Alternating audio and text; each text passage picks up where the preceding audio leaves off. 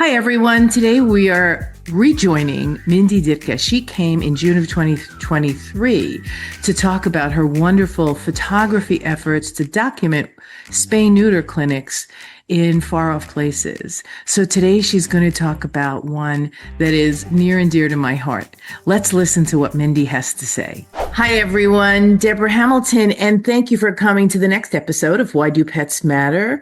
Don't forget to like and share and comment about the podcast so that more people can find the information you found here on Why Do Pets Matter? Today, I have the honor of having a friend back, Mindy Dutka. She was here in June of 2023 to talk about an SOS Save Our Pets event in El Arca, Playa del Sol. She has done so much great work for animals in need. So I'm so glad she's back. She's going to tell us about her recent episodes. And I think everyone will find this really interesting and hopefully will pass the word on. So Mindy, thanks for coming back to Why Do Pets Matter? Oh, thanks. It's great to be back, and thanks for asking me. I'm so glad. So we always start with why do pets matter to you? And I know you told us back in June, but I think we always change why pets matter as we experience pets. So why do pets matter to you, Mindy? I feel like I could probably talk for about a week, but there's just so many reasons because they they make our lives fuller. They make our lives more joyful. They teach us things, and they just are wonderful beings. Whether your pet is a bird, a dog, a cat, animals are just amazing. And I wish more humans understood that and treated them with the respect and honor that they so deserve.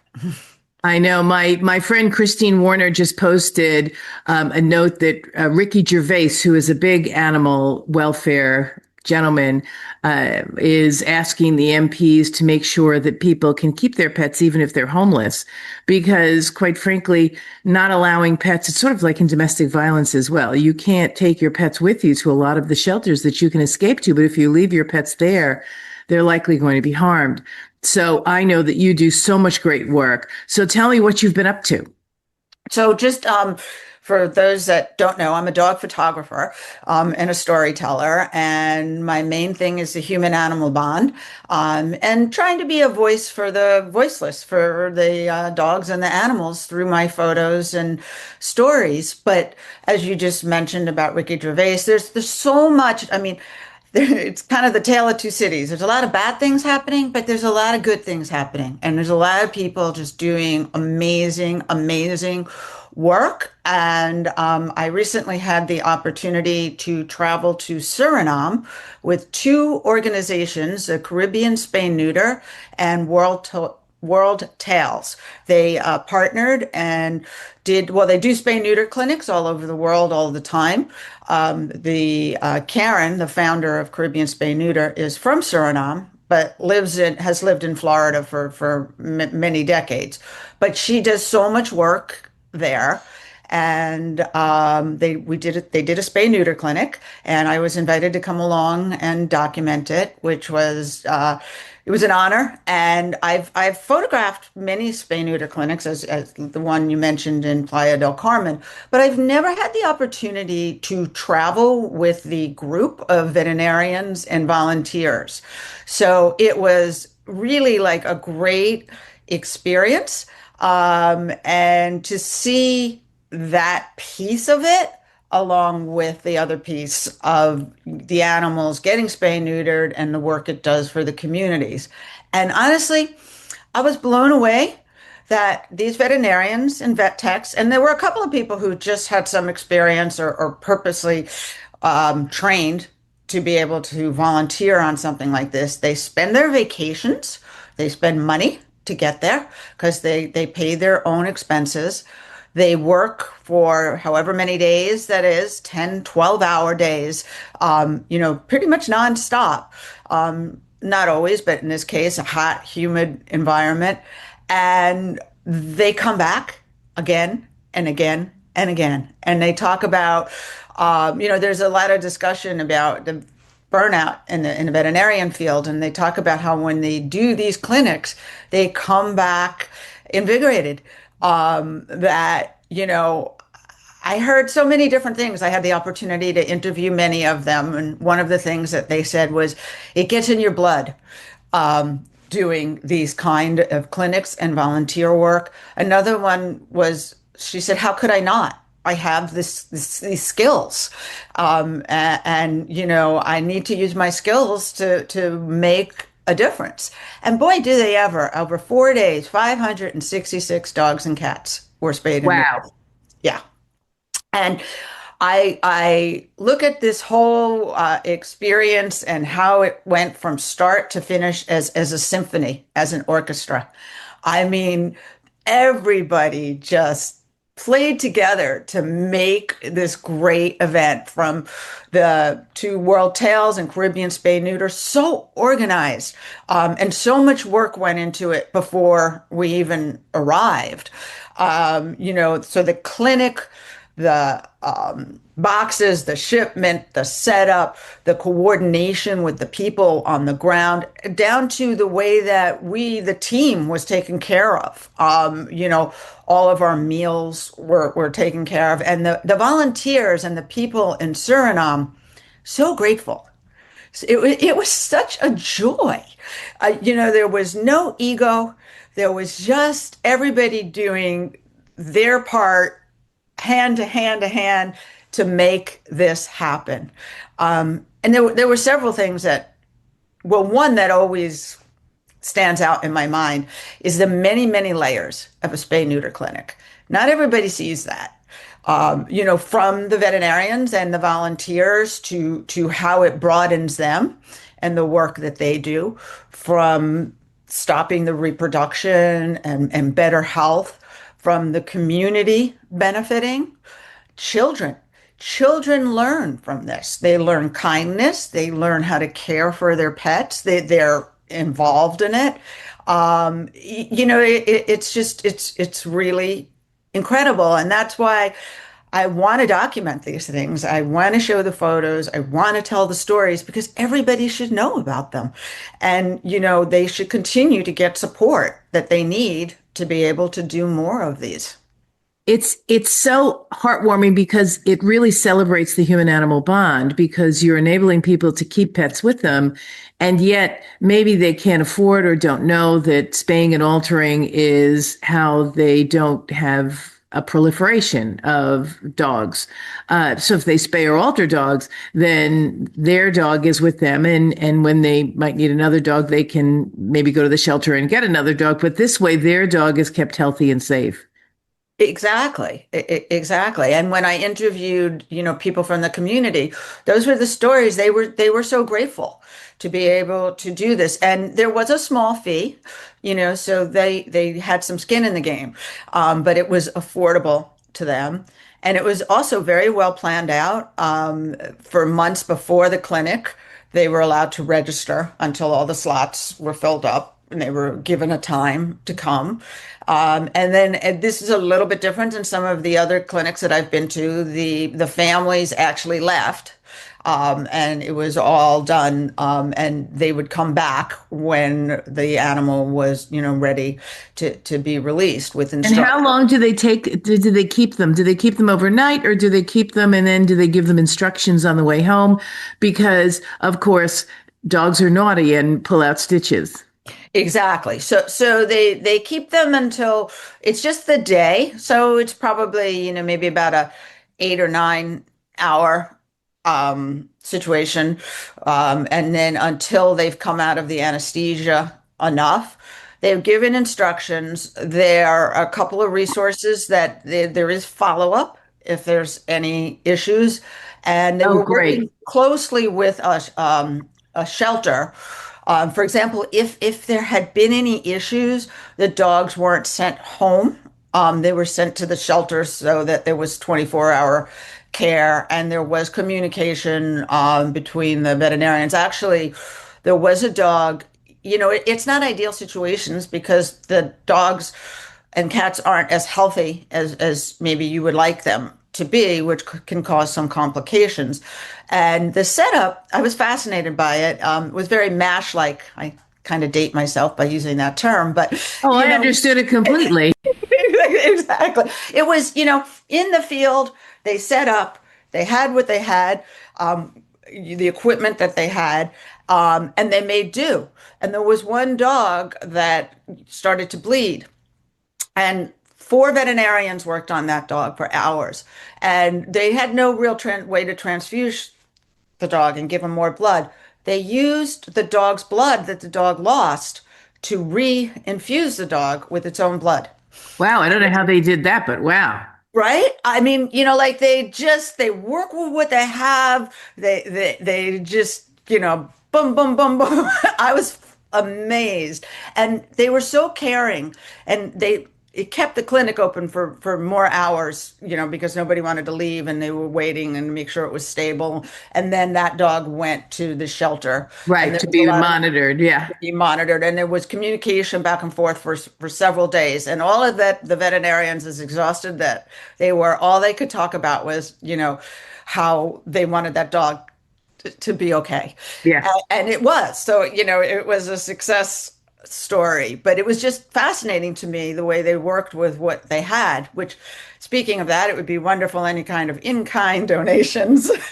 Well, we're going to put the link so that anyone who's listening to this podcast can take the time, have a moment, and if they have some extra cash that they could pass on to the groups that are funding these opportunities for spay neuter. I mean, this is great. It's sort of like when towns fund TNR in community cats. Right. It's always important to fund them because that's how the animals are kept safe, and no new animals are necessarily coming that are unwanted. I mean, it's one thing if they're wanted and they are placed in a great home, and people know how to monitor them so that they don't continue to have puppies. If that's not the case, then spaying and neutering is the best next step. Exactly. And another thing that always strikes me is um, how much that the people love their pets. There's a perception often that it's all just street dogs and people that don't actually care for their pets. It couldn't be further from the Yeah. truth. Is there's just some cultural differences, and once you understand that, and these people are dedicating an entire day to making sure that their pets get the best care that they Yeah. can. Mhm. People love dogs in different ways, and I'm not saying that they can abuse them, but there are people who have dogs outside, and in that area, there may be trees and everything else where the dogs can get shade and they get fed and they're there. It might not be like a dog in New York, living in an apartment with everything at his feet, but that doesn't make that relationship and that attachment any less important. It's just a little different. Exactly. And you start to understand. I was talking to one of the veterinarians who does a lot of clinics on Native American reservations. And, they tie their dogs up to fences, which at just surface is like, oh my God, that's cruel. No, there's no barriers for them. There's wild animals. There's all kinds of things. So it's actually safety. It because they love the dogs, Yeah. not because they're trying to be cruel. So you really have to take some time to understand the reasons behind what's happening. Yeah, you have to take time to have a collaborative conversation. Don't go in with your preconceived ideas and say, why aren't you doing it this way? Well, because I live in the middle of a tundra, or I live in the middle of, a sunny place, or wherever you live that's different. It doesn't make it right, wrong, or indifferent. But if the dog is thriving, I mean, I always say if the dog is thriving and the people are doing the best they can, they might not be doing it the way you're doing it, and that might be okay. Right. Exactly. And they've been many times to Suriname, and I heard from many people what a great that they could see the difference. That there were not as many street dogs, there was not as many dogs. And it was interesting because they talked about like the circumference of the city was much better. If you Yeah. went outside of that, it still wasn't better. But that they were really making a difference and making a dent. And that's the thing with these spay neuter clinics is it's not a one and done. It's great, but it's more like a few raindrops in a storm. Yeah. So the more consistent you can be. And actually, speaking of the SOS El Arca, clinics.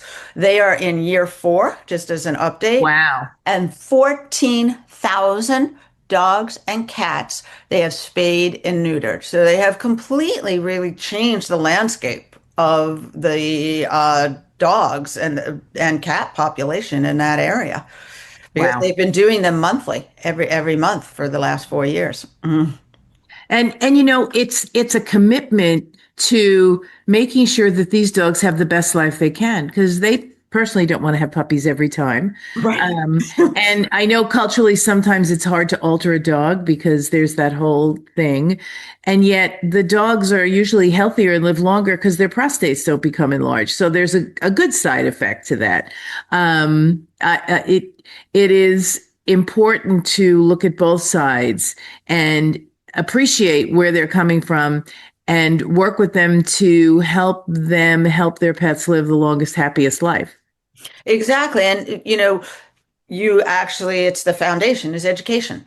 That's what's going to change is the education and understanding that perhaps there's often the theory your dog will be less manly if Yeah. you neuter it but when there's an understanding that makes sense, then that's where change occurs, and these clinics create education and they start discussions, and that's how change happens. And there might be some hard sells, right? There might be people who don't believe in it. And once they see that it works, that the dog came out pretty much unscathed, that the dog lived a happier life, you might have them shift their paradigm on how they feel.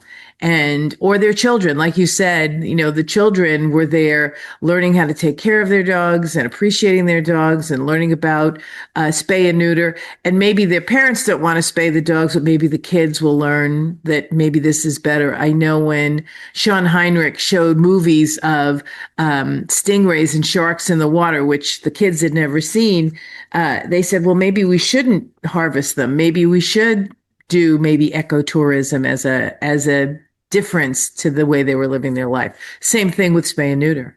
Right.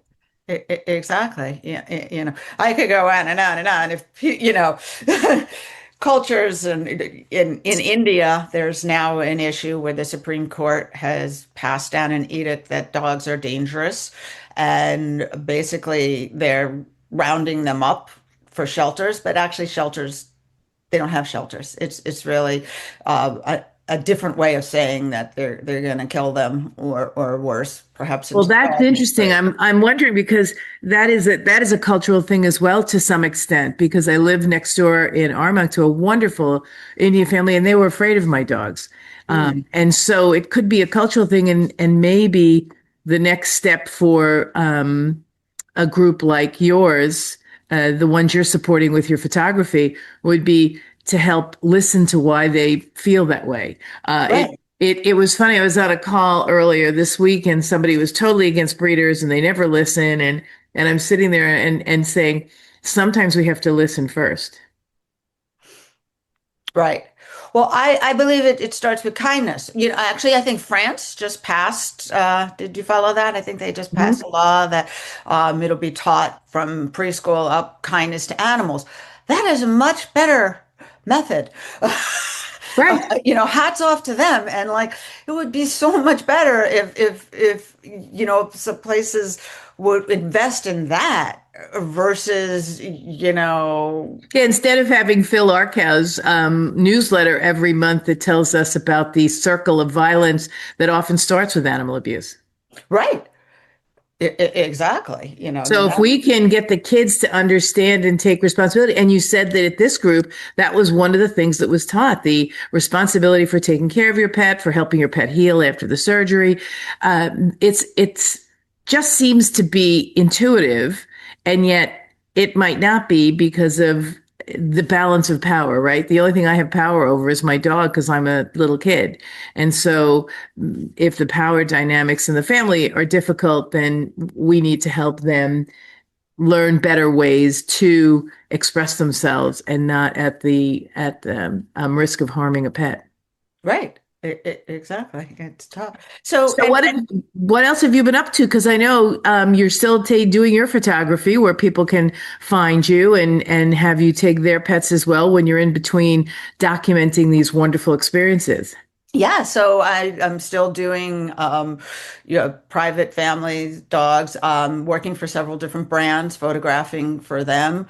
And I've got a couple of things on the horizon, hopefully also programs that are happening, storytelling programs that need to be photographed, and how dogs really are helping people and changing people, and programs where similar. I'm not sharing it yet because it's not all done, but it's basically where dogs are in need and young adults are in need. So Yeah. similar to the prison reform programs where they're training dogs, which I think is an incredible program, where just a win-win. There is a program like that I may be working with, and teaching the children how to photograph the dogs that they're working with and fostering, and storytelling would be my piece, and also that just draws attention to what's happening. So I several different things, and even talking about just the importance of photography. Recently, I had photographed several years ago a Newfoundland dog that was wonderful, and I saw on Facebook that sadly the dog had passed away, and I commented about, what an honor it was to photograph the dog. And the woman wrote back to me about how she treasures the photos that I took, and she will Yeah. treasure them for the rest of her life. And it was just, it's in the sadness was the The what moment she captured with you of the dog, we can all take cell phone shots of our dogs, yes, but the moments you capture are just, you know, transcend the human animal bond and sort of create that emotion. The story your picture tells is what really is why people need to maybe think about having a professional photographer take pictures of their pets with them, because every phase of life, puppies, youngsters, midsters, and then oldsters, there's a period of time where you want to remember, even though it's very sad to remember. But that's the basis for the human animal bond. I mean, that's why we wish they would live as long as we do, but they don't. And only thought. someone like you helps us keep those pictures alive. So I'm so grateful that you're in my sphere and help my people know how to get pictures, and also share your wonderful stories about the people you're helping. Mindy, you're doing such a fabulous job. Oh, thank you so much. And it's just interesting. It makes me think about traveling with the group of veterinarians. It's unusual to have someone who's not medically involved in a clinic come along. And at first it was kind of I maybe I just perceived it, but like, what are you doing here? What do you mean you're here to like photograph? And I was asking if I could interview people. And there was a little bit of hesitancy at first, until I started to say, like, maybe you don't think about the enormity and the wonderfulness of what you're doing. Those stories need to be told, because otherwise it's a 5-day clinic that was fabulous. But if Yeah. the And stories the only ones who know about it are the 20 vets who were there and the support staff that were there to help them, not anyone outside. And how are you ever going to raise funds? And how are you ever going to continue to do this work? I mean, everybody can go and fundraise, but wouldn't it be great? And I have to tell you, I'm working with a guy, Ron Sosa now, and we are really exploring the way people absorb information. And it's not always through the written word. It's not always through, it's word of mouth. Sometimes it's through the pictures like the ones you've taken and the stories you're going to tell. Because if you tell a story, if you put a picture up, it's one thing. But if you tell a story, it really sticks with people.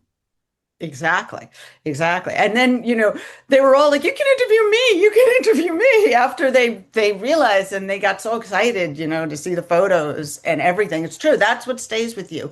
And even Videos are wonderful, and I know that we are, very video focused nowadays, but there's something about a still photo that stays with you, and it allows the viewer, it tells a story, but it allows the viewer to also almost shape the story, maybe a little bit differently than another viewer. Yeah.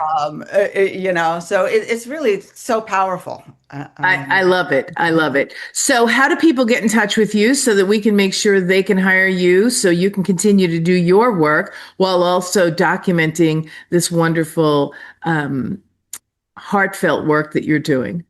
So my company is called Dogs I Meet. Hello at dogsimeet.com is my email. You can find me on LinkedIn, Mindy Dutka. My website is dogsimeet.com. Kind of goes through literal dogs I meet. And my Instagram is dogs I meet. So reach out, and you will find a phone number attached to. I welcome all types of communication and hearing the stories and getting involved in anything that is going to make pets' lives better. I love that. What a great way to end. I'm so glad you're here, Mindy. I'm sorry it took so long to have you back, but it has been a wonderful discussion. Everyone, please look at the links. They're going to lead you to the places where Mindy has done her extraordinary work. And if you'd like her to take pictures for you, her links will be there too. And until next time, kiss your dog, your cat, your bird, your horse, your lizard. Yeah, I like lizards too. And remember to give us 5 stars. Remember to like us. Remember to share us so that people can hear about these stories and more care for animals will happen. So until next time, take care. 10 years ago, with my iPhone and a script, I recorded the first episode of the Ultimate Pet Resolution Summit, which chatted with experts about conflicts over animals. Our conversations were intimate, honest, and illustrated how disagreements over animals occur and how those disagreements can reshape people's lives and relationships.